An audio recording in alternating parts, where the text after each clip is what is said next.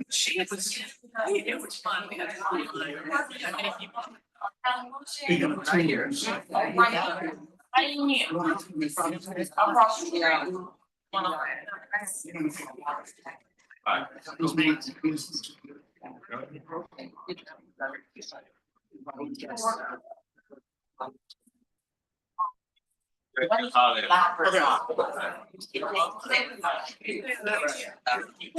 Yeah.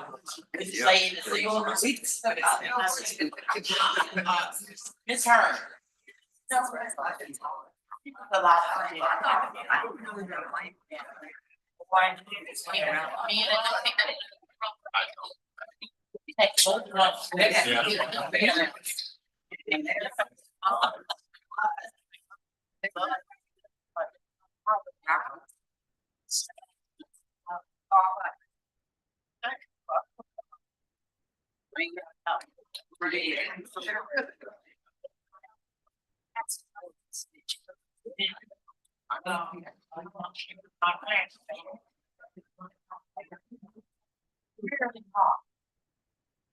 She told great school at March name.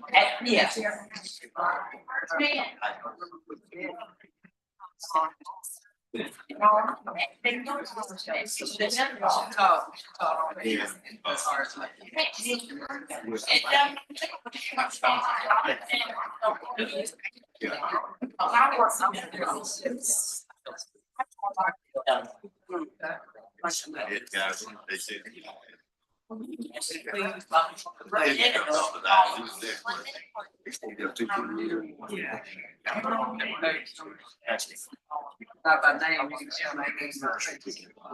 was a milk. Came back to system right now. I know. Hey everyone, welcome to Legacies and Lunch. I'm Danielle Sorda. I'm the Community Outreach Archivist for the Butler Center for Arkansas Studies. This month we have First Missionary Baptist Church at 180. Legacies and Lunch is a monthly program dedicated to the study of Arkansas history and related topics. Before we get started, I do want to share a few announcements from the Butler Center, but I won't take too much of the time from this panel. We are having Black History Month programming across the Cal system. There's a programming guide at the front table if you want to grab that. And to just plug my own program, I will be at the Fletcher Library this evening from 6:30 to 7:30, talking about several of Little Rock's historically Black communities. So I hope to see you there. And you can also check out cals.org for any of our other Black History Month programming. And then I also just want to highlight Second Friday Art Night, which will be happening on Valentine's Day this year from 5 to 8 p.m. at the Rocket Lab, which is just across the old Cal's parking lot from us in the kind of triangular shaped building formerly known as the Cox Building. And we'll have free drinks, music, art, and there will be a photo booth. So come get a photo taken with your sweetheart.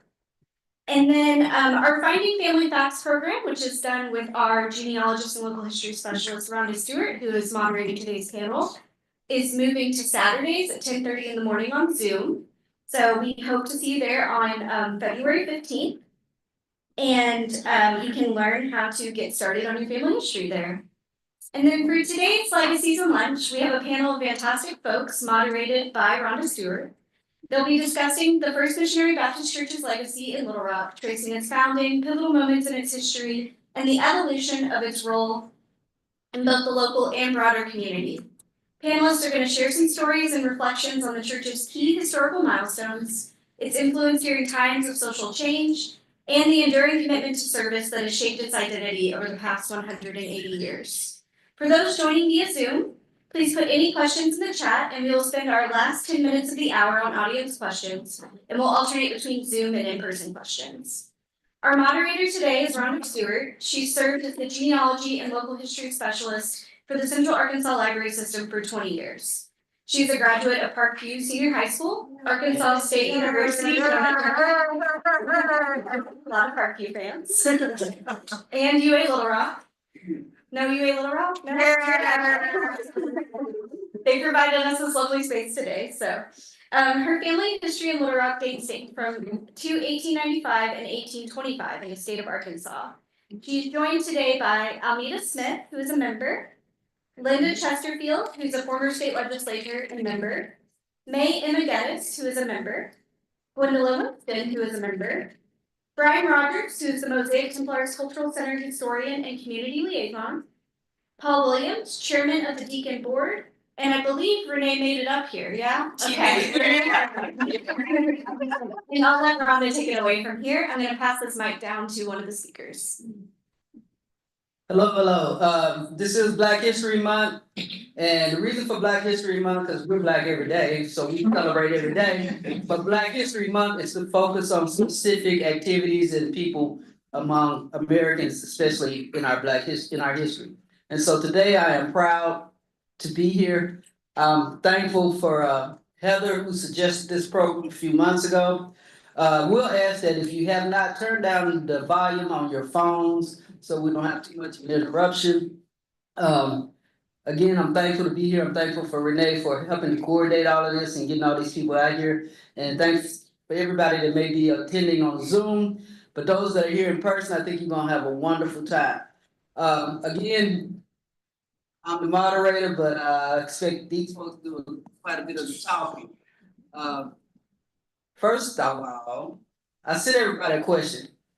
And the way I do my questions is I give you one to start off with that I'm gonna ask everybody, and then we'll kind of free flow from that. So the first question I asked everybody to think about and answer is, who are you?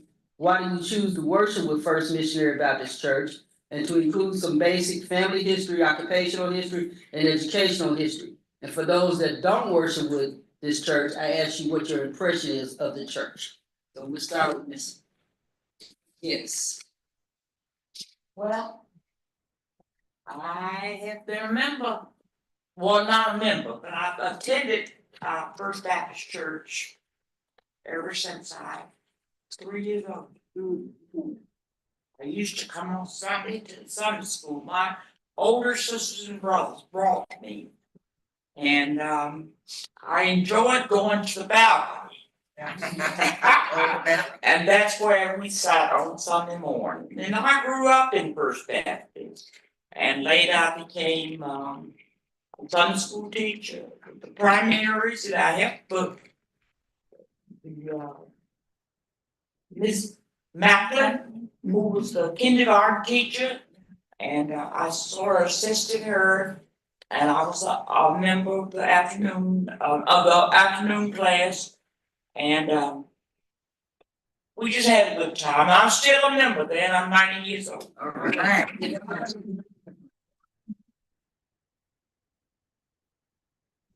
I'm Gwendolyn Winston, and as of November 3rd of this year, 2025, I will be a 60-year member of First Baptist.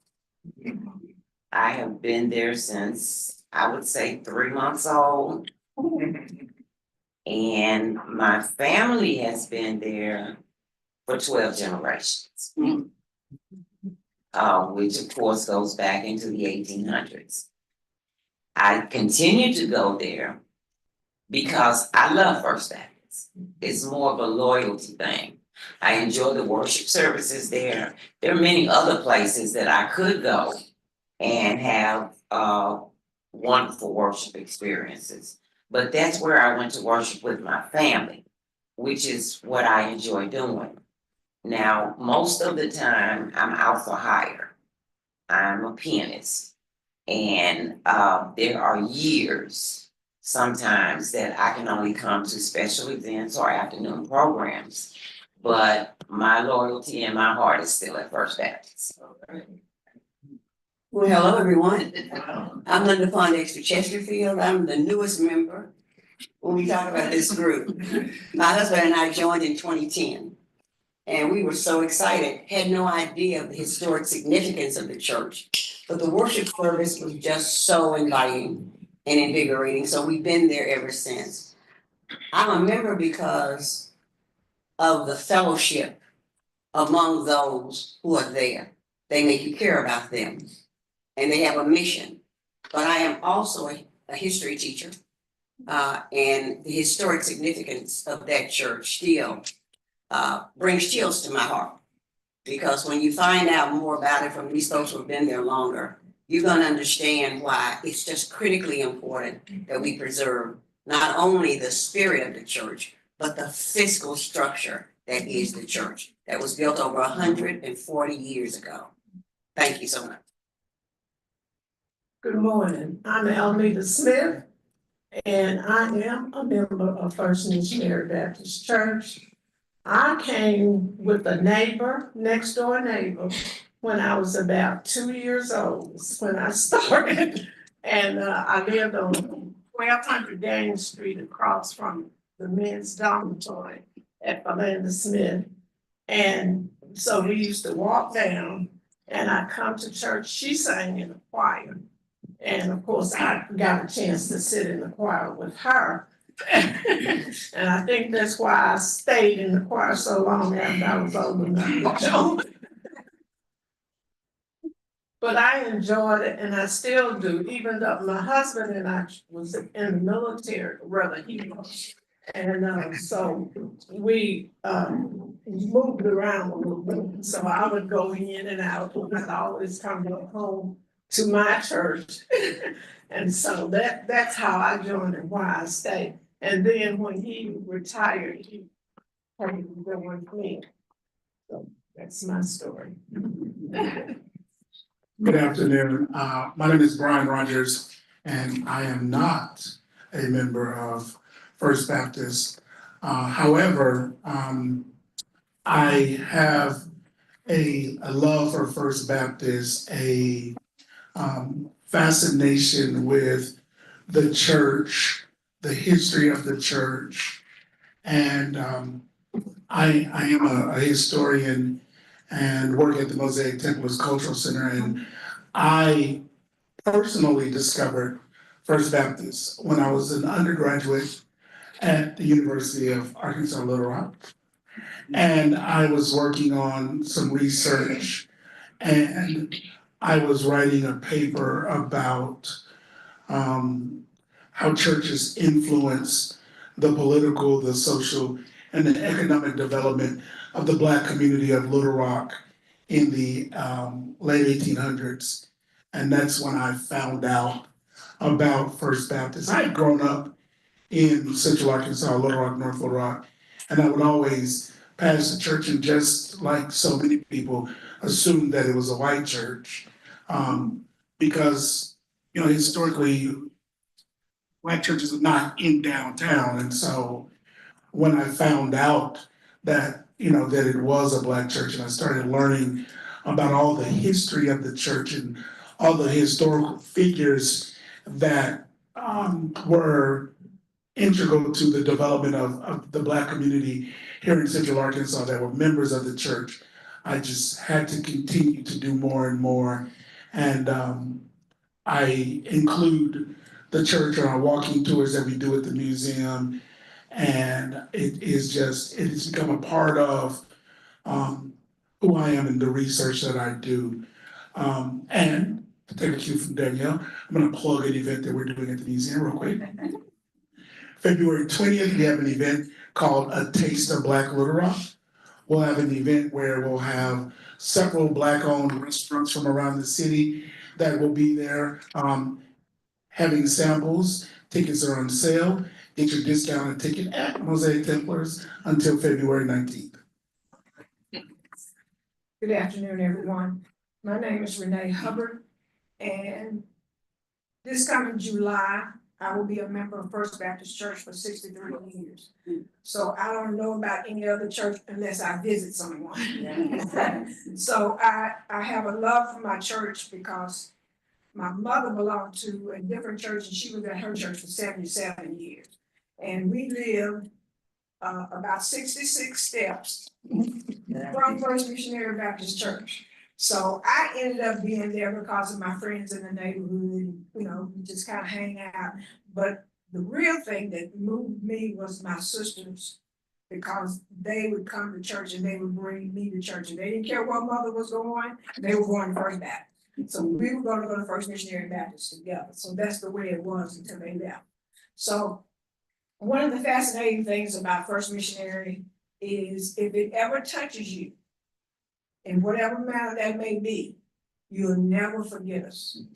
Never. You will be talking about First Missionary Baptist until you leave here, somebody.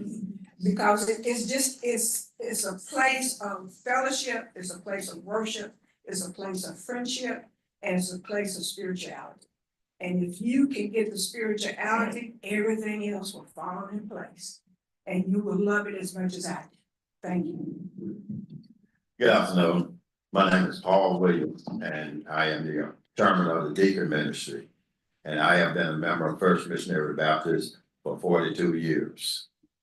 And growing up in North Little Rock, and as a kid, we had our rivalries between Little Rock and North Little Rock. And us being from North Little Rock, we couldn't come past 6th Street. And so I knew about Little Rock, but not that much. But at an early age of 17, I decided to join the military. And I was stationed, I was sitting here and I was stationed out the Rick's Armory. And this before 6:30, I used to, going home, I used to drive down 7th Street. And as Brian said, I would pass this church, and I always thought being a white church. And so I never thought of anything about it. And being honest with you, I wasn't in church then. I was still a man of the street. And so I met a friend in '83, and they invited me to go to church. And so I said, church, and they told me where it was. I couldn't believe it. I said, you mean that's a black church? And they said, yeah, and they was a member there. So I decided to go with them, went on a Wednesday night, went to Bible study.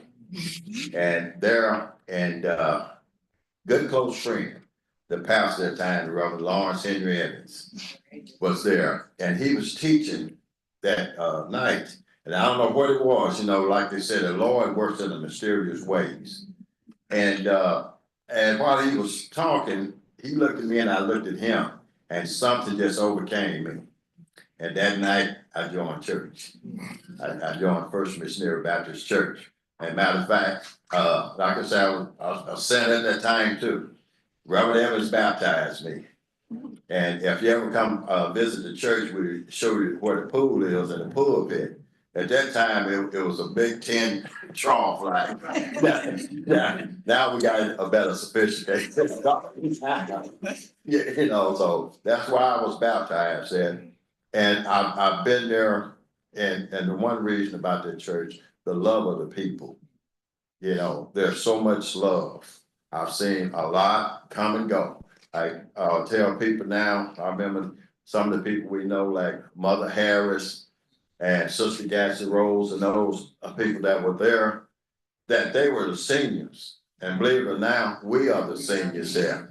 Look back, but some great outstanding people have come through the First Baptist. And like I said, we've had our ups and downs. We had good times and bad times. But one thing that we always said, the Lord has been with us, and they have blessed First Baptist. It's going to continue to bless us. And if they hadn't been there, come visit us.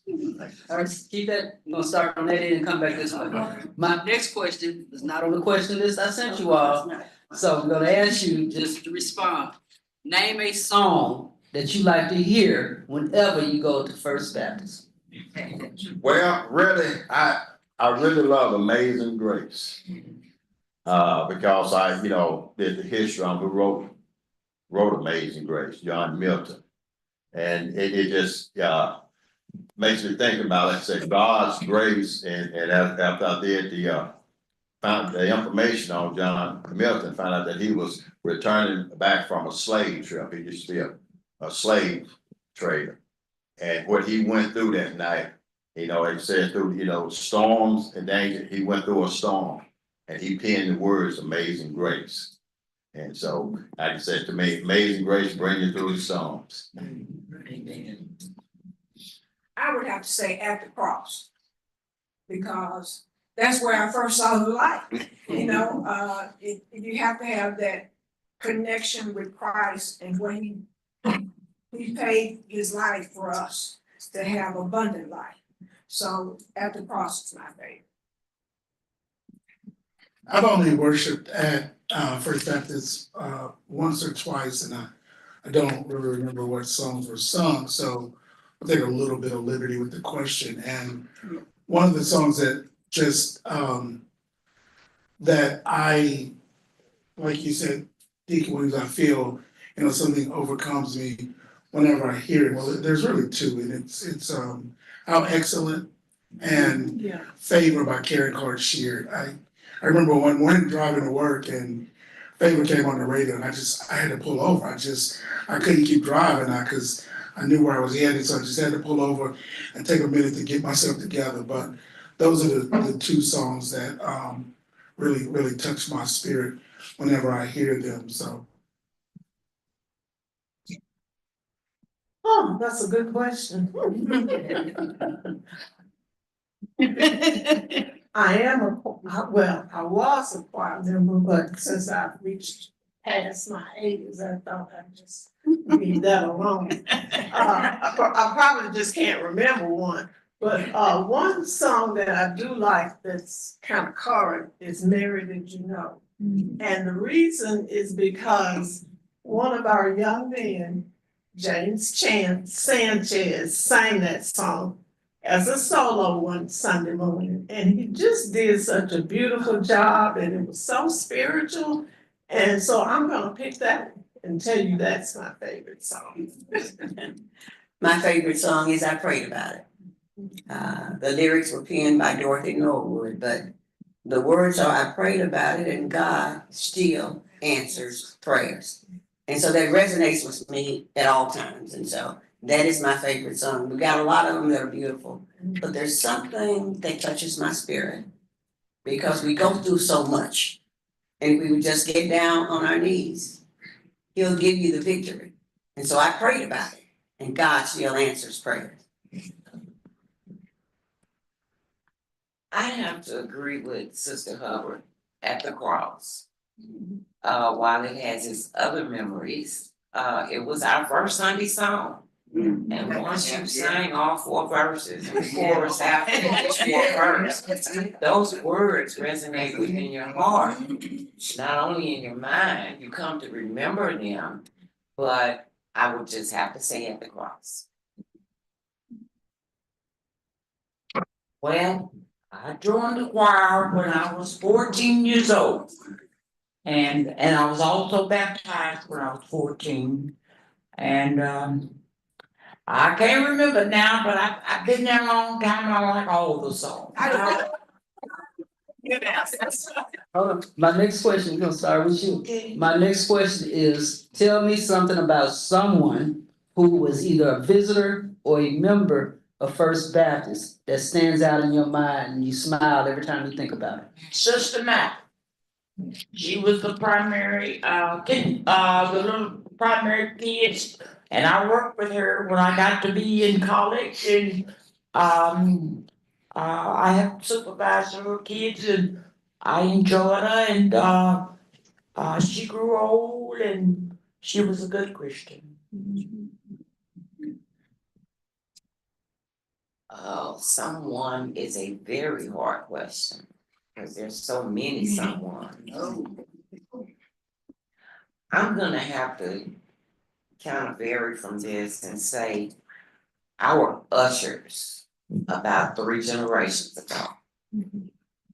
We had a set of ushers that was led by Sister Ethel Guidon.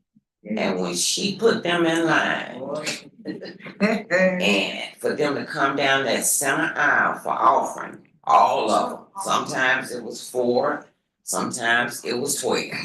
But when they came down that aisle with her in front of them, that made me smile. Well, I wasn't there, and I thought all of the folks who were might say when Martin Luther King Jr. came to First Missionary Baptist Church. I wasn't a member then. I was in Hope, Arkansas, or at Hendrix College, I can't remember which. But the idea that a man that I had looked up to all of my life had actually graced my church. When I joined, I didn't know this, but it's the only church in Arkansas where he preached. And our parsonage in the back is one of only 2 places where he spent the night. And so we're fighting now for the restoration and preservation of those buildings. We're on the National Historic Register. I look at that Bible in the vestibule of our church, and it was donated by a Union soldier. But it is from that Bible that Dr. King preached, and we've been able to restore it. So when I think about that, it still gives me goosebumps. And when I look at the stained glass windows about which Brian wrote, and I see the names Scipio A. Jones and John Bush. Scipio A. Jones. John Bush, the founder of Mosaic Templars, has a window. And so those of us who, I guess they just take it for granted because they were there. Those of us who came later, it still provides a chill. And Booker T. Washington and Dr. Benjamin Mays and those people who I've always looked up to, only to find out that, hey, my church hosted that. I think the favorite person that I can remember is, I don't know if any of you knew Louis Smith, who was the librarian at the Ivy Branch Library, which was many years ago. And she actually gave me my first job as a page at her branch library. And I worked there and I just loved it, and I decided this is the thing for me. So, yeah. And I ended up finally working at the library down here. And so I worked at this particular branch before all this was built. And let's see, what else did I do? But I enjoyed it so much. That's why I became a librarian. I retired at age 70 from the downtown library. So I enjoyed it. There was something else I wanted to, when you all brought up the session about Martin Luther King Jr. I went to a conference in Memphis, Tennessee, and he was not as famous then. He was a young man, probably not much older than me, but he spoke the night of the youth department. And he was so interested, boy, he kept my interest up from the time he got up until he sat down. And I came back to Little Rock talking about Martin Luther King Jr., never dreaming that one day he would be at my church. And I enjoyed him as well that next, when he came here as well. And we didn't have a police escort for him outside the church. So a lot of the men, and probably some others from around the city, I can't remember, but they were all standing outside looking over Martin Luther King, as he came out. But it was a very interesting time. For me as a historian, there are so many names that I think about when I think about First Baptist. As Senator Chesterfield mentioned, one though that holds significance for me is John Bush, because of where I work every day and thinking about his life and his legacy. But the name that I just can't get out of my head is Reverend Rhonda Smith. Oh, yeah. I think that so many people, they think about Martin Luther King speaking at First Baptist, but if it was not for Reverend Smith and his relationship with Dr. King, that never would have happened. And, because I'm a historian, this is what I do. Reverend Smith and Dr. King met at Morehouse and became friends. And they co-founded the Southern Christian Leadership Conference together. And Reverend Smith ended up here in Little Rock. And he became, in the city, one of the biggest civil rights advocates in the city. In 1957, during the desegregation crisis, there was a series of bills that came before the legislature that were classified as pro-segregationist bills, and they were. And they had a session where people were allowed to come and give testimony either in favor or against the bills. Reverend Smith was the only Black person allowed to speak at the legislature that day, and he spoke against those 4 bills. He was just, I mean, just larger than life. For me, as a historian, for someone who's researched him and read about him and followed his career from Morehouse to Tuskegee, where he pastored a small church, and then to Little Rock, and then back to Atlanta. And so he is one of those people that I think about, and I think about his story, his life, and his legacy, and it makes me smile. This one is really hard for me because there's so many, but this one in particular taught me what diligence was and dedication and devotion. And his name was Mac Honeycutt. I'll never forget him as long as I live. One anniversary, and he played the organ for us. One anniversary, his car would not stop. He drove his tractor from his house in Mae Emma to 7th and Game. Now, that ain't dedication and devotion. I don't know what it is. Well, as everybody said, there's quite a few, there's several. And, but as I said earlier, my main one is Lawrence Henry Evans. Because as I said, not only baptized me, he just taught me a lot, you know, and as far as enhance my religious education, he was always there. And he was a type of person, my father wasn't here, but he was somewhat of a father figure. And I love, you know, and I love him, I still love him today. And I always think about Lawrence Henry Evans. But there was a couple others, and when I first got there, we had a lot of little ladies there. a lot of little ladies. As a matter of fact, and I didn't know it until I got there, my 6th grade teacher, Sister Grant, was a member there. But one I remember most is Mother Picola Harris. You know, very strict disciplinarian. You know, I used to hear, you know, some of the kids, and she would have all the youngsters sitting on those front 2 rows like little soldiers. You know, they didn't move or didn't say anything. And at that time, man, Deacon Smith was in the military. And she would always tell us, you know, Deacon Smith, Deacon Will, you're doing a good job. So you guys are trained right. You know, so we always respected her for that.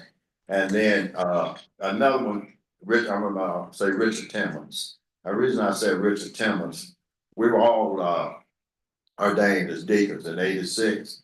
And as you know, in any church, you got your ups and downs. Everything's not gonna be, you know, hunky-dory, good and bad, anything like that. But I remember one night, as being a young deacon, we had a deacons meeting. And at that time, I had joined the district layman there. And so we went in to have a meeting. And so I said, you're going through things and things that happen. And we went in that night, and the little building that we was in is torn down now. And so Richard, he was the chairman of the deacon ministry. And he said, fellas, so we're not gonna have no meeting. So what we gonna do is pray. And we got in a circle and we prayed for unity. And ever since then, and this was back in '86, there's been unity, peace. And as they said, where there's unity, there's strength. And so, but First Baptist, I love it. And I love the membership, and I can give you a laundry list of people. All right. You got me at a point where I want to ask this question. It's 2025, and we know all kinds of things are going on. Why would you tell someone who may or may not be associated with a religious organization why they should attend a church at least once this year? Right, attend the church. Any church, at least once this year. Why should they go to a church? Well, first of all, you got to remember that Christ died for our sins. And as they we've been taught, in order to get to heaven, you got to be saved, be a saved individual. Because we have people out there in the streets that's not saved, we have people that have fallen off. And so, and my thing is, if you wanna get to heaven, you know, you got to come and seek the Lord. You know, and the church is where, you know, actually the church is, I mean, that's First Missionary Baptist, that's just a building. The church is within our hearts. Yes. We are the church. So, you know, and we're supposed to, you know, proclaim the gospel even in here. Right. But, you know, we gotta think about, am I my brother's keeper? And being a Christian, that's our responsibility to be concerned about our brother's soul. So I would say that. I think it's important for a person to come to church because, first and foremost, we have a we have a responsibility to lift up Christ wherever we are. And especially if we say we are believers. If you believe in something, you stand by it 150 times or however long it takes. If you believe, and if you believe in Christ, it is your duty to hold him up to men, women, boys, and girls everywhere. So of course, I agree with Deacon Williams and Ms. Renee, but to have a bit of a different answer, just because, you know, we all, yeah. I think where we are today, we need a sense of community. And I think that because of all of the influences that we have today with social media, and there have been studies that show that people, although they are more connected, they are more isolated than ever. And so I think having that sense of community that exists within a church is important to not only our spiritual well-being, but our mental well-being and our sense of being connected and grounded to people around us. And so that is another reason that I think it's important that you attend church at least once, but as often as possible. I would have to come behind this historian. But I think I misunderstood the question. Did you ask why now I would ask somebody to come to my church or just any church? Any church. Okay. But you can specify yours. Well, I just think that I probably offer my church, you know, as one church to attend. And I let them know that people in church, most people in church would welcome you, especially if you're new to the city or whatever, and that you can meet a lot of people in church that you ordinarily would not meet. You may find some people that are already there that you know. But it's interesting, you can attend classes of the church and other churches, to attend different classes to keep your studies going, to learn about Christ. And I think that would be important too. And, you know, then you start going around visiting different churches if you choose to. If the first church you go to is not what you want, then you can always go visit other churches around the city. In times like these, we need a savior. Yes, ma'am. In times like these, we need an anchor. Be very sure. Be very sure. Your anchor holds and grips the solid, right? In times like these, people begin to question why. Why now? Why me? Why this? But the scriptures are so full of stories that let us know there are no new things under the sun. And I think it gives it gives me a sense of peace. Because he's never failed me yet. There have been things that have happened in society since I was growing up in the Jim Crow South. Couldn't try on shoes, couldn't try on clothing, but I'm still here. Couldn't go in the store and get a drink from a water fountain, but I'm still here. And we watched Martin be killed, we watched JFK, RFK, we watched Medgar die, we watched Malcolm die, but we're still here. And there is a place in the church that helps to reassure us that no matter what we're going through, we're gonna be all right. And I keep telling my friends that I'm at peace. I know a lot of them did not support the current administration, that's neither here nor there. But you gotta know that no matter who we elect, God is still in charge. And he lets us have those people that we want in office. But now it is up to us to be vigilant. And I think the church enhances that vigilance. The church enhances that spirit that if Moses came through it, Joshua came through it, if Esther came through it, we can come through it. Because who knows that God did not put us here for such a time as this. And so my faith is restored every day. And it would seem to me that if we come to church, we will see a spirit of resilience. Because you must be resilient now, perhaps more than ever. That's hard to come after.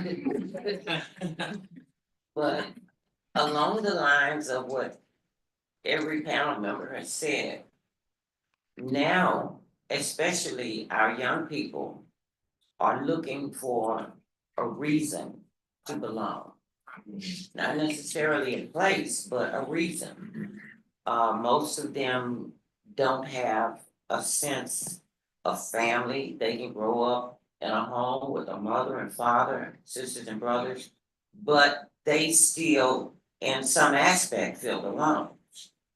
And because of that, I would recommend going somewhere like to a church where you can see that no, you are not alone. It doesn't matter who you are, what type of family you came out of, or whether you have no family. You can be here and be a part of this. Our young people are looking for things to identify with, to make them somebody, to make them have a sense of pride. A lot of them don't understand the pride that they should already have, or where they actually belong, even in their own homes. So I would recommend going to a church because, as they said, I am a member of a missionary Baptist church. And our mission is to go out into the highways and the hedges and to compel them to come. And in doing so, you will find a sense of belonging. You'll find Jesus. You'll find that God is real.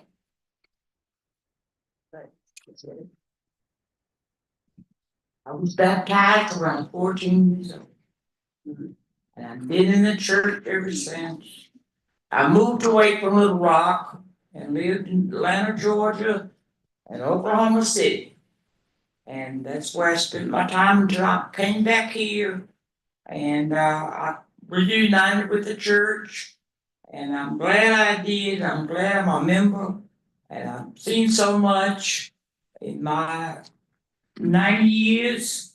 And I'm just so thankful I'm still here. Last question, because I know we're getting short on time. And I just want a word or two from each of you, thinking 20 years from now, when the church is celebrating not 180, but 200, what word or two would you have for those people that will be maybe walking in through the door in 20 years? Just a word or two. I know welcome would be one, but what else would you say to them about being in that space in 200 years, at 200-year anniversary? Well, I would just let them know that I know the history of the church and always come along and save so many people and we struggled. We've been through hardships, but we're still there on that corner. Still there. I would say to them, as our motto was many years ago, that this place is a beacon of hope. Meaning that here, if you've lost hope, it can be restored here. And we stand above any and all other institutions in helping you to understand and to compel you to come here. And that there is still a reason to have hope. So I would just say to them that this is the beacon of hope. I hope I'm around. Okay. It's a little unlikely, but I would say to them, preserve your history. Whether you are a member of a church or not, this is an historic place. And just as we value Mosaic Templars and flag and banner and our cap, you need to remember that 180 years ago, this church came about. Over 140 years ago, this church, this current edifice was built. Preserve it for its historic value.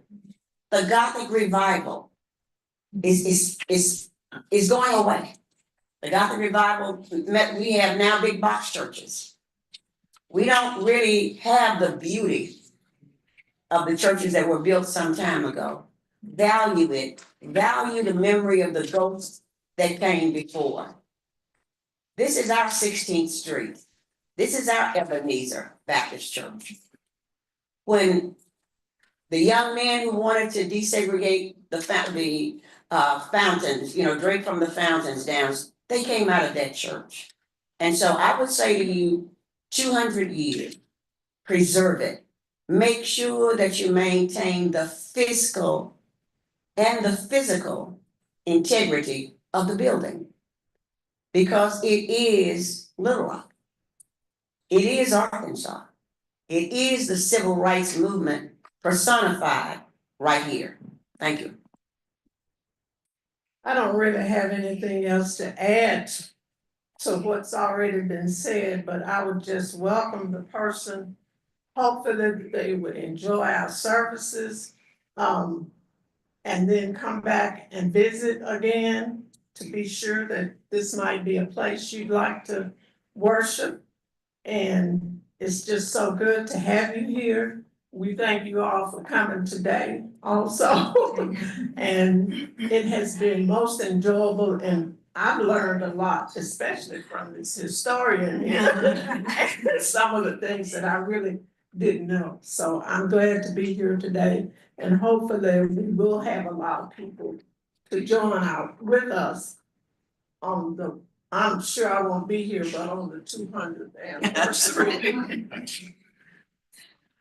Rhonda, I know you said a few words, but I was raised in the Baptist church and I am a historian, so everything within me says a few words is not gonna do it, so just go on until you're done. So I would say to that person that in the long history of African Americans in this country and in this state, this church, this building is one of the first places that was for us, by us, owned by us. In the history of African Americans in this country, this church has been a center point of civil rights movements, with the Mosaic Templars protesting the separate coach law of 1891. It has been the center of freedom celebrations. Some of the earliest emancipation celebrations in Arkansas were held at First Baptist, dating back to the 1870s. Dr. King, which we have commented on multiple times, in 20 years, when First Baptist is 200 years old, I would say to someone, this church is the history of this state and this country, and it is important. Just like Senator Chesterfield said, Ebenezer and the 16th Street Baptist Church and Mother Emanuel in Savannah, in Charleston. First Baptist is that place that no matter what it takes, it needs to be preserved and people need to know about it. Just like I tell people when they come to the museum that all of the things that were happening around the country in the civil rights movement were also happening in Little Rock. Just like the religious movements that were happening across the country, they were happening at First Baptist.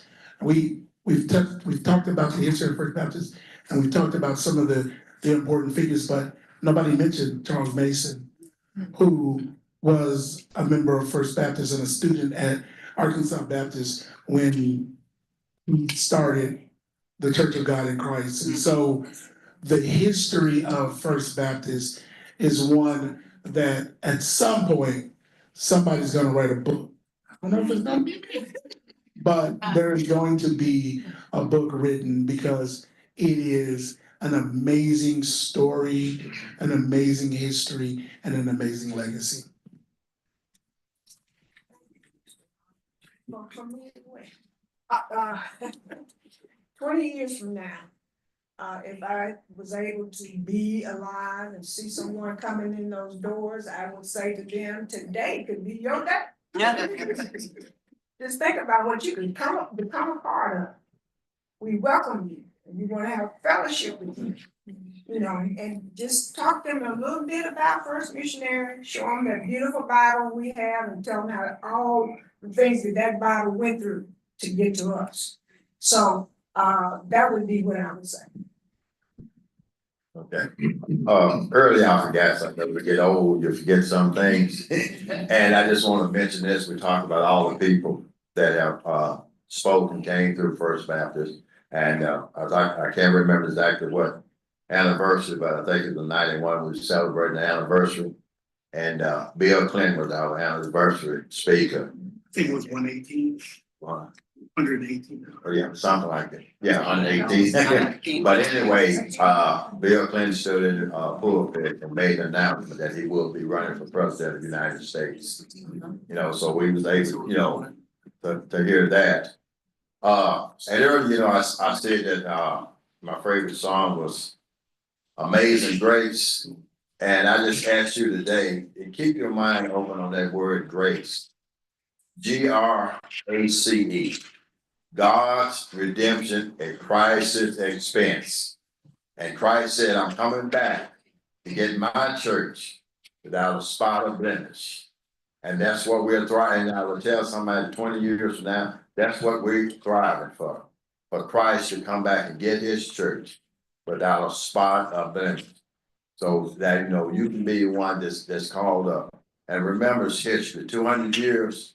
Just remember back in 1882 that building was constructed by former slaves that did not have the ability that we have today to put buildings together. Thank you all. I have really enjoyed this session, and I think it's time for questions. So I'm gonna hand this microphone over to Danielle, so if anybody in the audience may have a question, just throw your hand up when you see. Go back here and then I'll come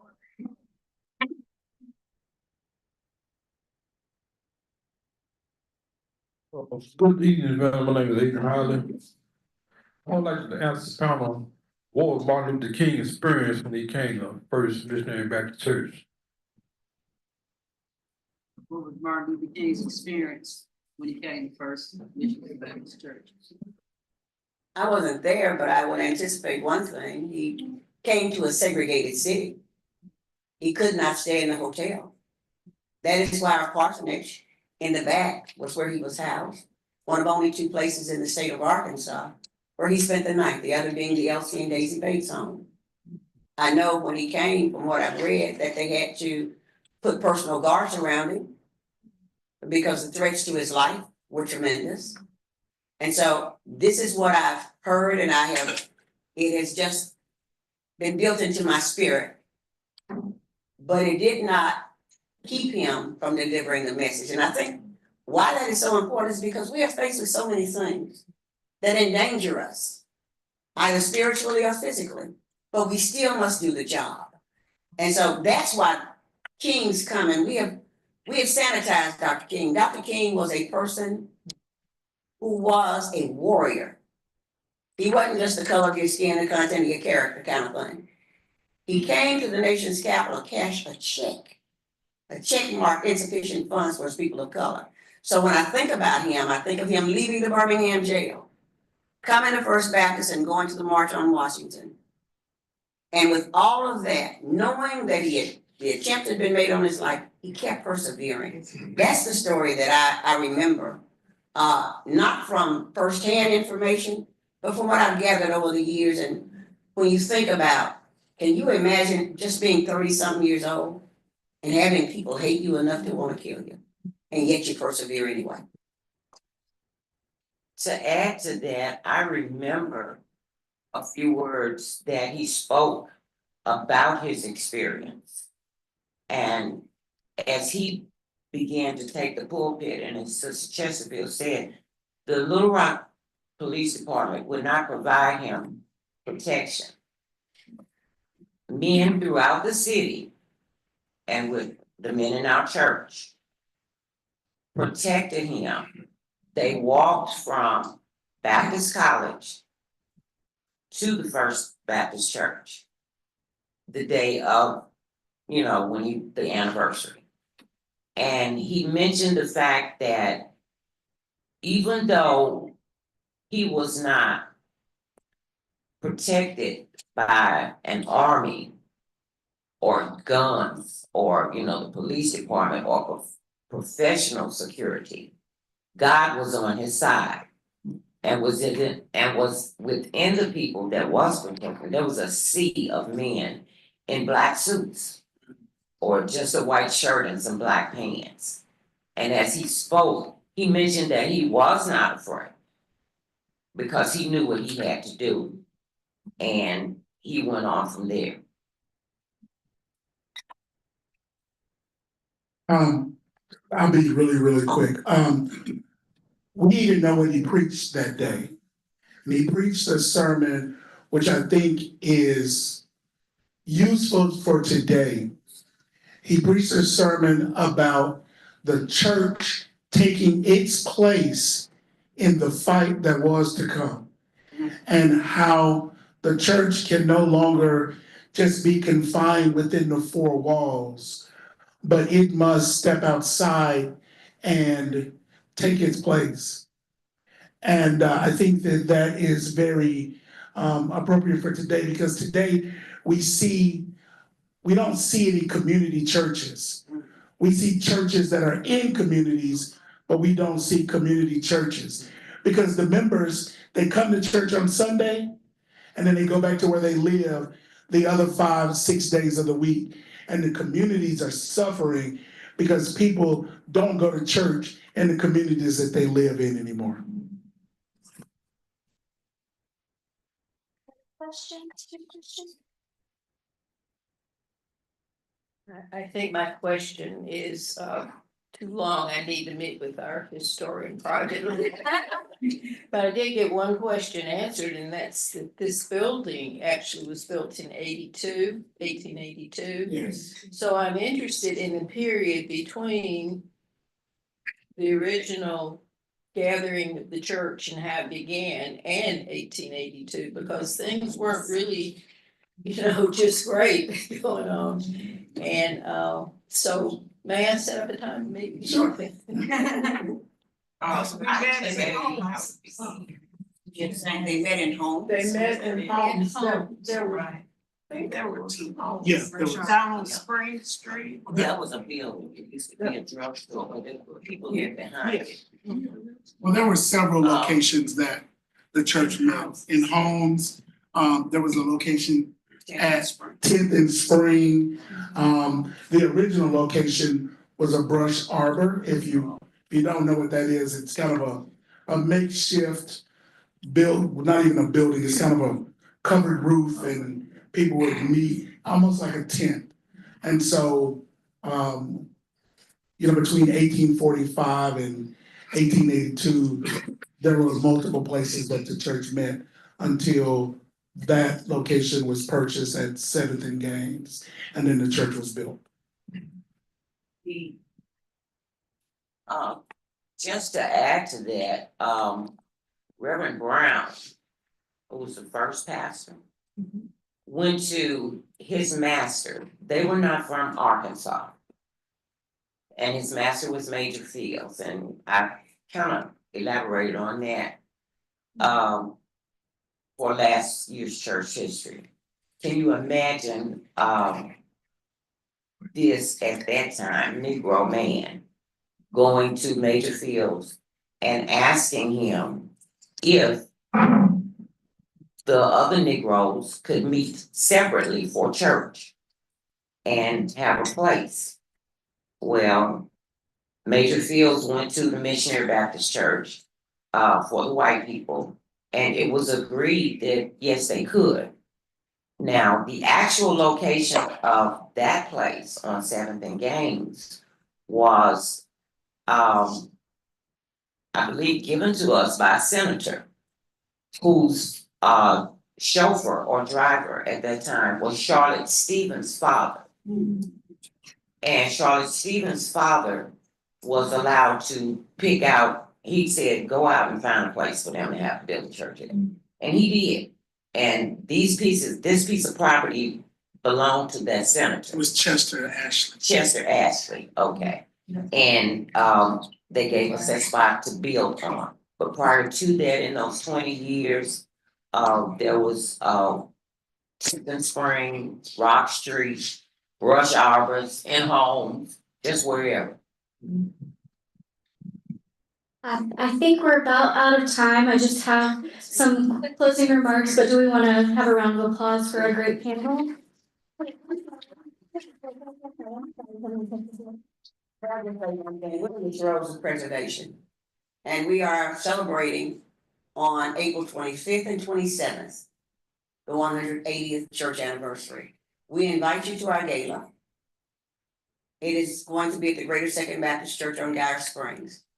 We invite you to make donations because when a church is as old as ours, the masonry work, the building interior, it fades.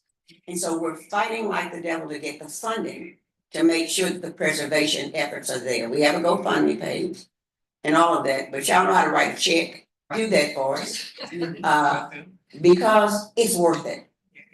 It is really worth it. We need your help. We need your sponsorship of this gala. And I see one of my former students back there who's gonna be a real good sponsor. Thank you. Thank you so much. All right, let's give a round of applause to our panel. Thank you so much for joining us at today's Legacies and Lunch. If you want to support programs like this, please donate to support the Butler Center programming at robertslibrary.org.